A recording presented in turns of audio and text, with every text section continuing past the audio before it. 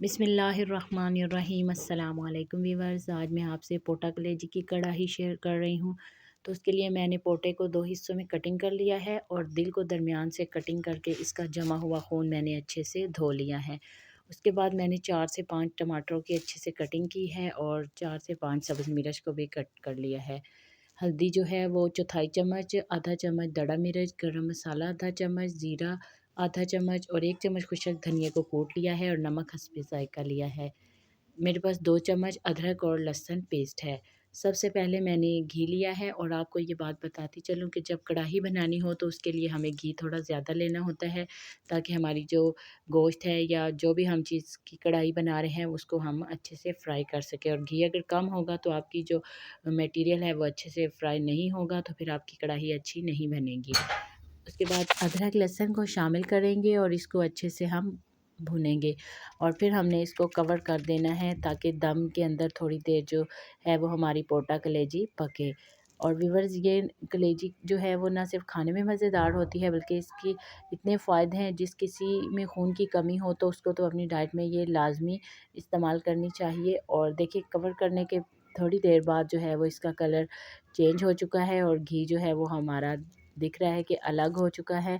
तो अब हमने इसको थोड़ी देर के लिए और पका लेना है। और जो मेन इंग्रेडिएंट है इसके अंदर जो कढ़ाई का टेस्ट बनाता है वो काली मिर्च है, और कोई भी कढ़ाई जो है वो काली मिर्च के बगैर अधूरी है, इसलिए हर कढ़ाई में मैं काली मिर्च जो है वो लाजमी ऐड करती हूँ।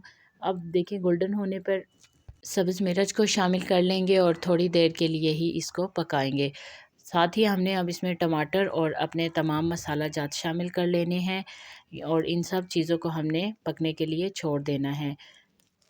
मसाले जो हैं वो आप अपने टेस्ट के मुताबिक किसी भी चीज़ में कम या ज़्यादा कर सकते हैं, ये फ़िक्स नहीं होते, क्योंकि कुछ घरों में मसाला ज़्यादा तेज़ इस्तेमाल किए जाते हैं और कुछ घरों में कम इस्तेमाल किए जाते हैं। तो ये आपके अपने टेस्ट पे डिपेंड करता है कि आप कैसा मसाला खाना चाहेंगे। और अब हमने इसको कवर करके कुछ देर के लिए छोड़ना है और थोड़ी थोड़ी देर के बाद इसमें हमने चम्मच भी हिलाते रहना है ताकि सालन जो है वो जल ना जाए। और आप देख सकते हैं कि कितने अच्छे से ग्रेवी तैयार हो रही है और जो इसका टेस्ट है वो भी बहुत अच्छा बन रहा है।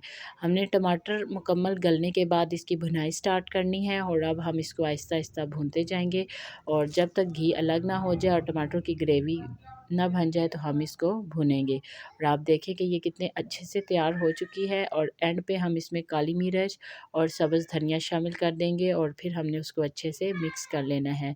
व्यूअर्स, ये बहुत ही कढ़ाई की आसान रेसिपी है और बहुत मज़ेदार है और बहुत शौक़ से खाई जाती है। और अगर आपको ये कढ़ाई देखने में और बनाने में मज़ेदार लगे तो आपने मुझे कमेंट सेक्शन में बताना है और मेरे चैनल को सब्सक्राइब करना है। अल्लाह हाफ़िज़।